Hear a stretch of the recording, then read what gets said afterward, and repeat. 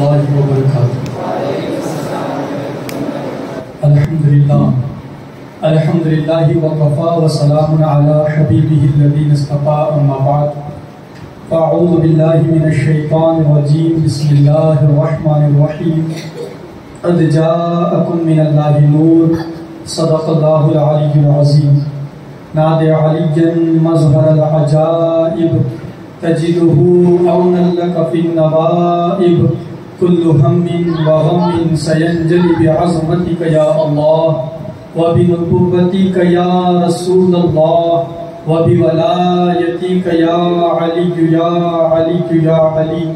غوث اعظم بمن بسر و ساما مدد، قبلہ دی مدد، کعبہ ایمان مدد، بگرداب بلا افتاد کشتی، ضعیفان و شکست رات و کشتی، بحق خواجہ عثمان ہارون، مدد کن یا معین الدین چشتی، مدد کن یا معین الدین چشتی، مدد کن یا معین الدین چشتی۔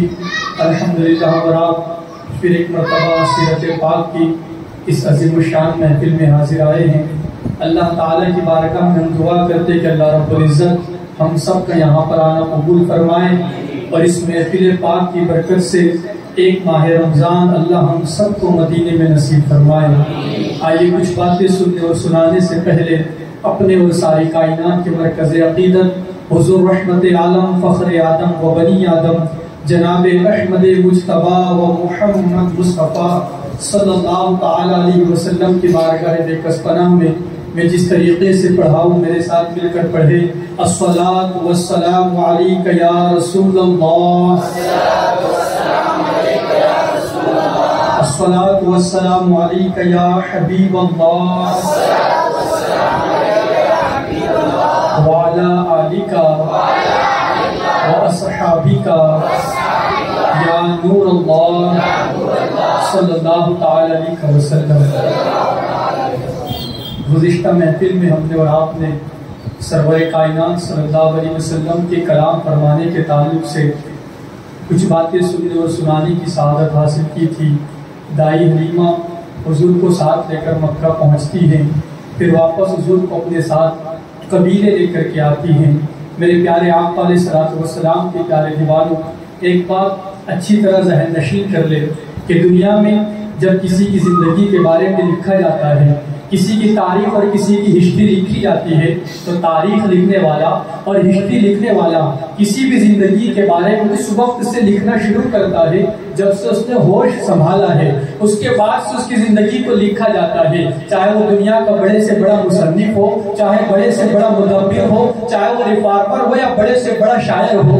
جب اس کی زندگی پر کلام کیا جاتا ہے، جب اس کی زندگی لکھی جاتی ہے، تو جب سے اس نے ہوش سنبھالا ہے وہاں سے اس کی زندگی کے بارے میں لکھا جاتا ہے، وہاں سے اس کی زندگی کے بارے میں بتایا جاتا ہے۔ اس لیے کہ بچپنے کی جو باتیں ہوتی ہے وہ قابل ذکر نہیں ہوتی، بچپنے کی باتیں بیان کی جانے والی نہیں ہوتی، اس لیے کہ بچپنے میں کبھی شرارتیں ہوتی ہے، بچپنے میں حماقتیں ہوتی ہے، بچپنے میں مستیاں بھی ہوتی ہے، بچپنے میں بچہ کچھ عادتیں ایسی اپنا لیتا ہے جس پر بڑوں کو کبھی ہنسی بھی آتی ہے اور کبھی غصہ بھی آ جاتا ہے۔ اس لیے بچوں کا بچپنا قابل ذکر نہیں ہوتا۔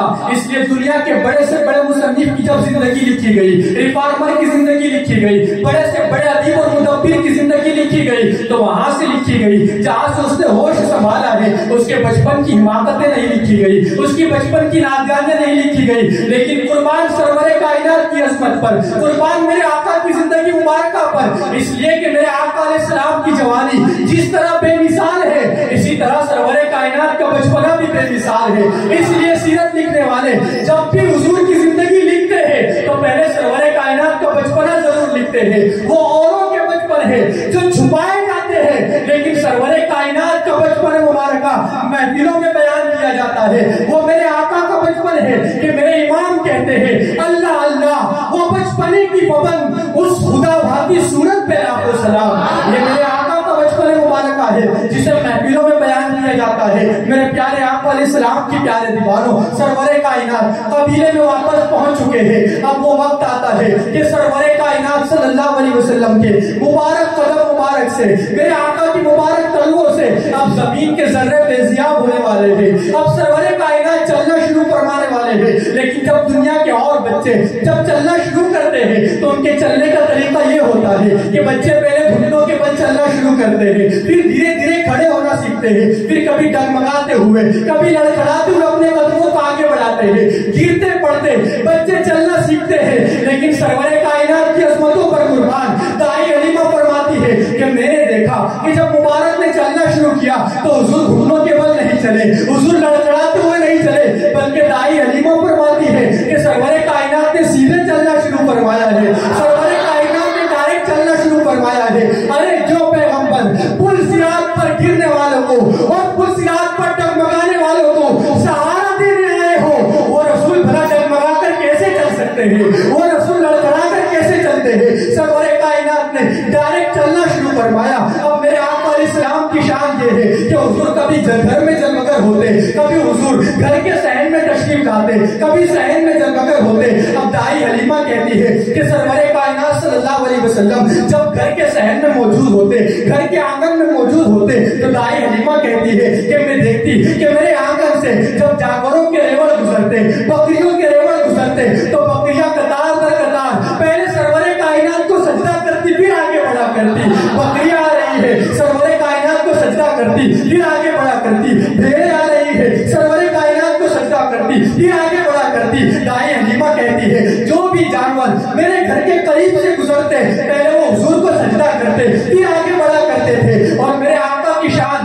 بچپنے کے عالم میں بھی یہ رہی ہے کہ نہ صرف حضور کے اعلان نبوت کے بعد بلکہ حضور کے بچپنے میں بھی جب سرور کائنات اپنے بچپن کے قدم مبارک اگر کسی پتھر پر رکھتے تو وہ پتھر بھی موم بن جایا کرتے تھے۔ اور سرور کائنات کے قدم مبارک کے نشان بچپنے کے عالم میں بھی پتھروں کے اوپر نقش ہو جایا کرتے تھے۔ وہ پتھر آج بھی موجود ہے جن پتھروں پر سرور کائنات کے بچپنے کے قدم مبارک کے نشان موجود ہے۔ اور کہیں دور نہ جائے، ہمارے ملک ہندوستان کے صحابی رسول حضرت بابا رتن ہندی رضی اللہ تعالیٰ عنہ جب مکہ پہنچتے ہیں، سرور کائنات کی بارگاہ میں حاضری دیتے ہیں، اور جب واپس آتے ہیں تو حضرت بابا رتن ہندی وہ قدم مبارک جو سرور کائنات کے بچپن کے قدم مبارک کے نشان ہے، وہ پتھر حضرت بابا رتن ہندی اپنے ساتھ لاتے ہیں۔ آج بھی وہ پتھر پنجاب کے بھٹنڈا نامی علاقے میں حضرت بابا رتن ہندی کے مزار کے قریب موجود ہے، جو پتھر پر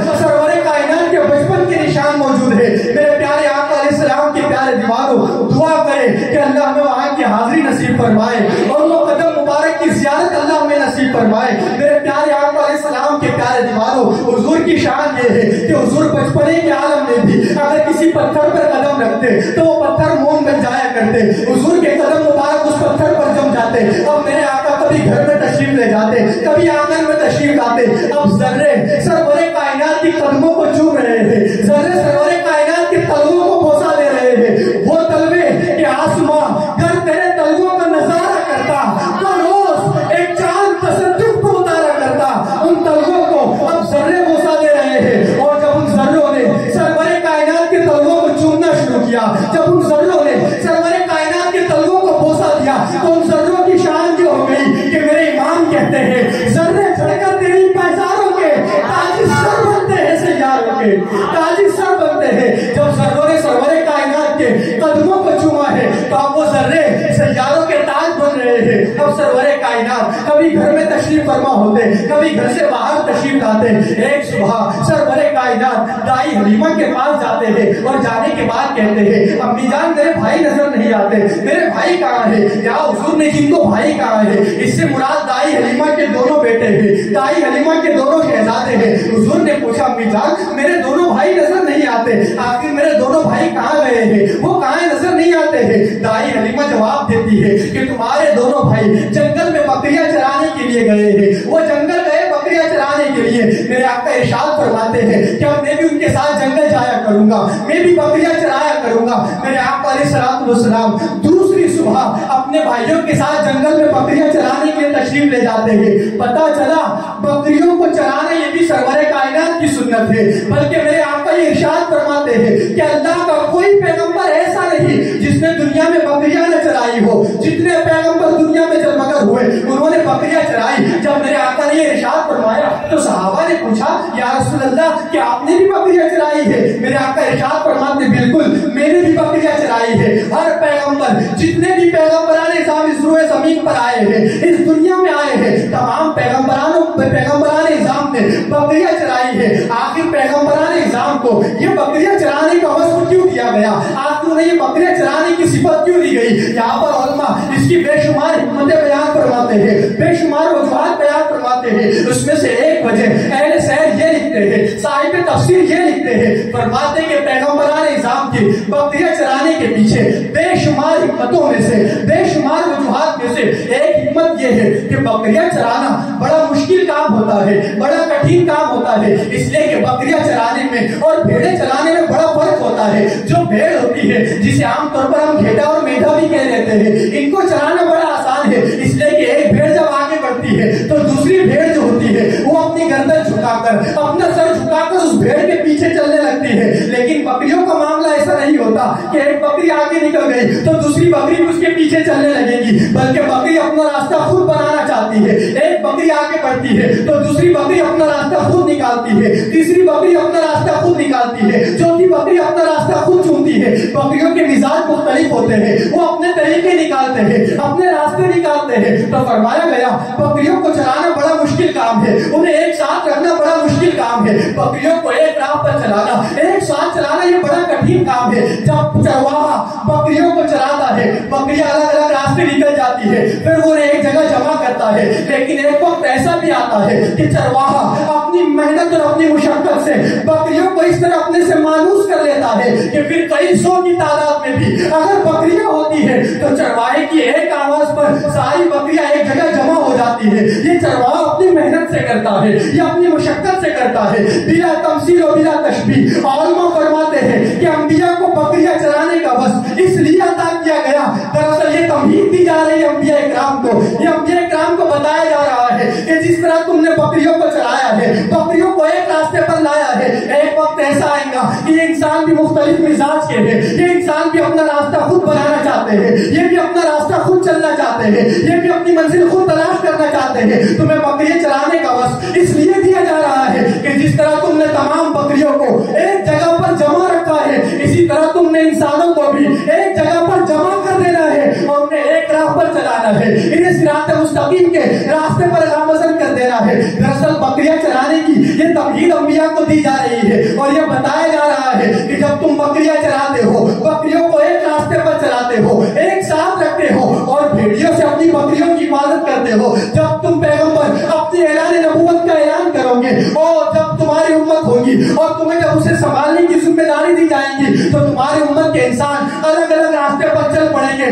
تو تم نے ان سب کو ایک جگہ جمع کرنا ہے اور شیطان نام کے بھیڑیے سے اپنی امت کی حفاظت کرنی ہے، اپنی امت کو بچانا ہے۔ اس لیے انبیاء اکرام کو یہ بکریاں چرانے کی صفت اور یہ بکریاں چرانے کا وصف پہلے ہی عطا کر دیا گیا۔ لیکن اچھی طرح یاد رکھے بکریاں چرانا یہ ہر نبی کی سنت ہے، بلکہ بکریوں کو پالنا بھی سنت ہے۔ میرے آقا تو یہاں تک ارشاد فرماتے ہیں، معجم کبیر کی روایت ہے، حضور فرماتے ہیں جس گھر میں بکری پالی جاتی ہے اس گھر پر 70 مصیبت کے دروازے بند کر دیے جاتے ہیں۔ آپ اندازہ فرمائیں اگر گھر میں بکری پالی جائے تو 70 مصیبت کے اور محتاجی کے دروازے بند کر دیے جاتے ہیں۔ لیکن یہ بھی کہوں گا اگر گنجائش نہیں ہے ہمارے یہاں پر، اگر اتنی جگہ نہیں ہے کہ ہم بکریاں پال سکیں، ہماری بکریاں پالنے سے پڑوسیوں کو تکلیف ہو، ہمارے بکریوں کو پالنے سے ہمارے بلڈنگ والوں کو تکلیف ہو رہی ہو، ہمارے محلے والوں کو تکلیف ہو رہی ہو، اگر حقوق العباد کی پامالی ہو رہی ہو تو میرے بھائی اتنا ضرور کریں، جب بھی موقع ملے کم سے کم بکریوں کے جسم پر ہاتھ ضرور پھیرا کریں،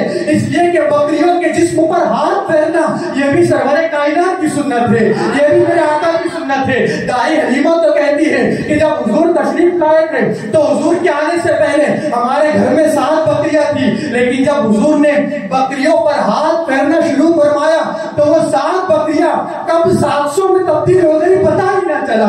آپ اندازہ فرماؤ حضور نے بکریوں پر ہاتھ پھیرا ہے، بکریوں میں برکت ہوئی ہے۔ میرے امام کہتے ہیں ہاتھ جس سمت اٹھا غنی کر دیا، موجے بحر سماوت پہ لاکھوں سلام، سرور کائنات نے بکریوں پر ہاتھ پھیرا ہے۔ اس لیے جب بھی موقع ملے اس سنت پر ضرور عمل کریں۔ اور حضرت شیخ عبداللہ محدث دہلوی تو یہاں تک فرماتے ہیں کہ بکریوں کے جسم پر ہاتھ پھیرا کرو، اس لیے کہ بکریوں کے جسم پر ہاتھ پھیرنے والے کو اللہ دل کی نرمی عطا فرما دیتا ہے۔ آپ اندازہ فرمائے کتنی عظیم سنت ہے میرے آقا کی، جب بھی موقع ملے بکریوں کے جسم پر ہاتھ پھیرو۔ اگر موقع ملے بکریوں کے دودھ دھونے کا تو بکریوں کا دودھ دھونا یہ بھی سرور کائنات کی سنت ہے، یہ بھی میرے آقا کا طریقہ ہے۔ میرے پیارے آقا علیہ الصلوۃ والسلام کے پیارے دیواروں، میں کہ سرور کائنات صلی اللہ علیہ وسلم اب اپنے بھائیوں کے ساتھ دائی حلیمہ کے بچوں کے ساتھ جنگل کی طرف جا رہے تھے۔ اور میں سیر فرماتے ہیں کہ عام طور پر ہوتا یہ ہے کہ جو بکریاں چرانے والا ہوتا ہے جب وہ بکریاں چرانے کے لیے لے جاتا ہے تو بکریاں آگے آگے چلتی ہے اور بکریاں چرانے والا پیچھے پیچھے چلتا ہے، بکریوں کی حفاظت کرنے کے لیے چلتا ہے۔ لیکن علماء سیر فرماتے ہیں بلا تشبیہ و بلا تمثیل سرور کائنات جب جنگل میں بکریاں لے کر پہنچے تو اس شان سے پہنچے کہ حضور آگے آگے چلتے اور ساری بکریاں حضور کے پیچھے پیچھے چلا کرتی، بکریاں حضور کے پیچھے جا رہی ہے۔ یہاں یہ بات بھی عرض کرنا چاہوں گا، کہاں گئے وہ ظالم جو نبی کو اپنی طرح کہتے ہیں اور اپنی طرح بشر مانتے ہیں اور ادب رسول اور تعظیم رسول کا انکار کرتے ہیں؟ اور نام نہاد انسانوں اور نام نہاد مسلمانوں، تم تعظیم رسول کا انکار کرتے ہو، مگر بکریاں ہمیں تعظیم رسول سکھا رہی ہے، بکریاں ہمیں ادب رسول سکھا رہی ہے۔ کسی بکری کی مجال نہیں کہ سرور کائنات کے آگے آگے چلے، کسی بکری کی یہ ہمت نہیں کہ سرور کائنات کے آگے آگے بڑھے۔ اب سرور کائنات صلی اللہ علیہ وسلم جنگل میں پہنچے اور جب واپس جنگل میں بکریاں چرانے کے بعد جب واپس اپنے گھر پہنچتے ہیں، اب جو دائی حلیمہ کے دونوں بچے ہیں وہ دائی حلیمہ سے کہتے ہیں امی جان آج ہم نے جنگل میں بڑا عجب معاملہ دیکھا، بڑا عجیب منظر دیکھا، یہ مبارک جب ہمارے ساتھ آئے ہیں اب پوری کیفیت بدل چکی ہے۔ امی جان ہم نے دیکھا کہ ہم جب جنگل میں گئے تو بکریاں روزانہ ادھر ادھر چلی جاتی، ہمیں بکریوں کو پکڑنا پڑتا، لیکن جب یہ مبارک ہمارے ساتھ آئے ہیں تو ہم نے دیکھا بکریاں ان کے پیچھے پیچھے چل رہی ہیں، آگے آگے جا رہے ہیں۔ ہم دیکھتے تو یوں محسوس ہوتا گویا بکریاں جھانک جھانک کر ان کے چہرے کی زیارت کر رہی ہو، بکریاں ان کے چہرے کو دیکھنا چاہتی ہو۔ امی جان ہم نے دیکھا کہ جب یہ جنگل میں جاتے تو جنگل کا ہر جانور ان کے آگے آ کے ان کے سجدہ کرتا نظر آتا۔ امی جان ہم دیکھتے کہ جب دوپہر کے وقت شدید دھوپ ہو گئی، سخت دھوپ ہو گئی تو ہم دیکھتے کہ مبارک پر بادل سایہ کرتا رہتا تھا، انہیں کبھی دھوپ محسوس نہ ہوتی۔ امی جان ہم نے بڑا عجب منظر دیکھا، بڑا عجب معاملہ دیکھا، یہ جہاں جہاں جاتے بکریاں ان کے پیچھے پیچھے چلتی اور جہاں جہاں ان کا قدم پڑتا وہاں پر فوراً ہری ہری گھاسیں اگنا شروع ہو جایا کرتی۔ امی جان ہم نے بڑے عجب معاملے دیکھے، دائی حلیمہ مسکرانے لگتی ہے۔ اب سرور کائنات روزانہ جنگل میں جا رہے ہیں، بکریاں چراتے ہیں، لیکن ایک وقت ایسا بھی آیا اب سرور کائنات نے جنگل میں جانا بند فرما دیا۔ حضور اپنے گھر میں تشریف فرما ہوتے، ایک مرتبہ دائی حلیمہ کے بچے دوڑتے ہوئے آئے، بڑا مشہور واقعہ آپ نے بھی سنا ہوگا، دائی حلیمہ کے بچے دوڑتے ہوئے آئے اور آنے کے بعد کہتے ہیں امی جان آج بڑا وضع ہو گیا، عجب معاملہ ہو گیا۔ دائی حلیمہ نے پوچھا بیٹے بتاؤ کیا ہوا؟ کہتے امی جان آج ہماری بکریوں کو بھیڑیے پکڑ کر لے گئے ہیں، بھیڑیے نے ہماری بکریوں کو پکڑ لیا ہے۔ جیسے سرور کائنات نے یہ سنا فوراً میرے آقا ارشاد فرماتے ہیں کہ چلو میں تمہارے ساتھ جنگل چلتا ہوں، دیکھتے کن بھیڑیوں نے ہماری بکریوں کو پکڑا ہے۔ سرور کائنات بچپنے کے عالم میں ہے، اپنے بھائیوں کے ساتھ جنگل پہنچتے ہیں اور اپنے بچپنے کے عالم میں میرے آقا ایک پتھر پر کھڑے ہوتے ہیں اور اپنی آواز مبارکہ سے میرے آقا ارشاد فرماتے ہیں جنگل کے وہ بھیڑیے کون سے ہیں جنہوں نے ہماری بکریوں کو پکڑ لیا ہے؟ فوراً میرے سامنے آ جائے۔ جیسے ہی سرور کائنات نے یہ جملے ارشاد فرمائے بھیڑیوں کا ایک گروہ سرور کائنات کے قدموں میں حاضر ہو گیا۔ وہ زبان جس کو سب ان کی کنجی کہے اس کی نافذ حکومت پہ لاکھوں سلام۔ میرے آقا کی گفتگو اور میرے آقا کے فرمان جانور بھی سن رہے ہیں۔ بھیڑیوں کا گروہ سرور کائنات کے قدموں میں آیا اور آنے کے بعد کہتا ہے یا رسول اللہ صلی اللہ علیہ وسلم میرے آقا ہم تو آپ کے چہرے کی زیارت کرنا چاہتے تھے۔ میرے آقا بات دراصل یہ ہے کہ آپ پہلے روزانہ جنگل میں آیا کرتے تھے، آپ روزانہ جنگل تشریف لاتے تو حضور ہم جھاڑیوں میں چھپ چھپ کر کے آپ کے چہرے و دعا کی زیارت کیا کرتے تھے، آپ کے مبارک چہرے کو دیکھا کرتے تھے۔ لیکن میرے آقا اب کافی وقت سے آپ نے جنگل میں تشریف لانا بند کر دیا ہے، میرے آقا آپ نے آنا بند کر دیا ہے، تو حضور ہم آپ کے چہرے کی زیارت کے لیے تڑپ رہے تھے، آپ کے چہرے کی زیارت کے لیے مچل رہے تھے۔ اس لیے میرے آقا ہم نے آپ کی بکریوں کو پکڑ لیا تاکہ اس بہانے سے آپ جنگل میں تشریف لائے اور ہم آپ کے چہرے کی زیارت کر سکے، آپ کے چہرے کو دیکھ سکے۔ آپ اندازہ فرمائے میرے آقا کی شان یہ ہے کہ انسان تو انسان ہے، جانور بھی حضور کے چہرے کی زیارت کی تمنا رکھتے ہیں، جانور بھی تمنا کرتے کرتے ہیں۔ اب میرے آقا صلی اللہ علیہ وسلم جنگل میں تشریف لے جاتے، پھر میرے آقا جنگل میں جانا شروع فرماتے۔ اب حضور کی شان یہ ہے، حضور جنگل میں جا رہے ہیں، پتھر بھی حضور پر درود پڑھتے نظر آ رہے ہیں، جنگل کے درخت بھی جھک جھک کر سرور کائنات کو سجدہ کرتے نظر آ رہے ہیں۔ حضور جب جاتے جنگل کے جانور راستہ دے دیتے، سرور کائنات کو سجدہ کرتے۔ حال یہ ہوتا کہ جس جگہ پر سرور کائنات قدم رکھ دیتے، پھر دنیا کے دوسرے جانور کو اس جگہ پر قدم نہیں رکھتے، وہ بھی قدم رسول کا ادب کیا کرتے، وہ بھی حضور علیہ السلام کے قدم مبارک کا ادب کرتے، اور حضور علیہ السلام کے قدم مبارک پر اپنے قدم نہیں رکھتے۔ جانور آتے سجدہ کرتے جاتے، جانوروں کو اجازت ہے کہ وہ سرور کائنات کو سجدہ کرے، مگر انسانوں کو اس کی اجازت نہیں دی گئی۔ انسانوں کے لیے اللہ کے علاوہ کسی کو سجدہ روا نہیں ہے، انسان صرف اللہ کو سجدہ کرتا ہے، مگر جانوروں کو اجازت دی گئی۔ اس نے جانوروں نے سجدہ کیا،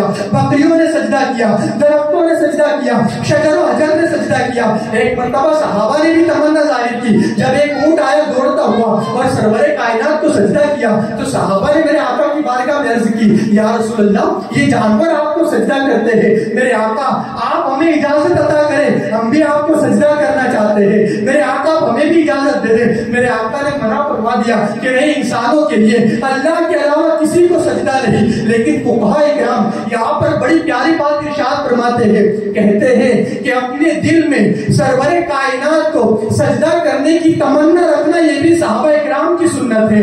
دل میں یہ تمنا ہونی چاہیے کہ کاش ہمیں بھی اجازت ہوتی تو ہم بھی سرور کائنات کو سجدہ کر لیتے، ہم بھی حضور کی بارگاہ میں اپنے سر کو جھکا لیتے۔ میرے پیارے آقا علیہ السلام کے پیارے دیوانوں، لیکن جانوروں کو اجازت ہے، جانور سرور کائنات کی بارگاہ میں حاضر ہو رہے ہیں، سجدہ کرتے جا رہے ہیں۔ اب پورا جنگل کا ماحول معطر ہو چکا ہے، جنگل میں سرور کائنات کے قدم پڑے ہوئے ہیں۔ اب وہ جنگل ایسا جنگل بن گیا ہے کہ دنیا کے سارے بغیچے اس جنگل پر رشک کر رہے ہیں، اس لیے کہ اس جنگل کو دامن مصطفیٰ کی ہوائیں ملی ہیں، اس جنگل میں سرور کائنات کے قدم مبارک آئے ہیں۔ اب دنیا کے تمام جنگلات اور تمام باغیچے اس جنگل پر رشک کرتے ہیں۔ میرے امام کہتے ہیں وہ سوئے لالا زار پھرتے ہیں، تیرے دن ہے بہار پھرتے ہیں۔ اب جنگل کے دن بدل چکے ہیں، جنگل کی قسمت بیدار ہو چکی ہے، جنگل کے جانور سرور کائنات کو سجدہ کر رہے ہیں، جنگل کے جانور سرور کائنات کے چہرے کی زیارت کر رہے ہیں۔ اسی لیے کسی نے بڑی پیاری بات کہی ہے، میرے آقا کی ہے یہ شان عظیم،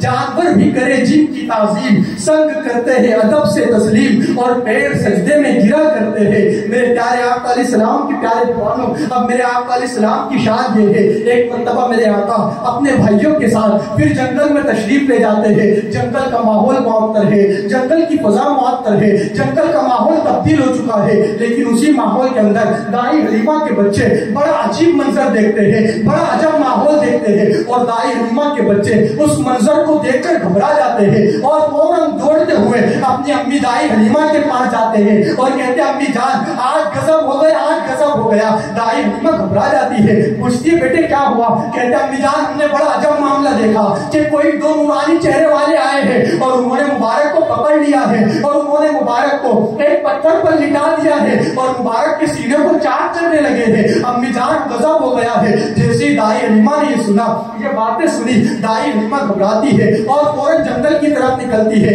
انشاءاللہ اس کے بعد کیا واقعات رونما ہوتا ہے آئندہ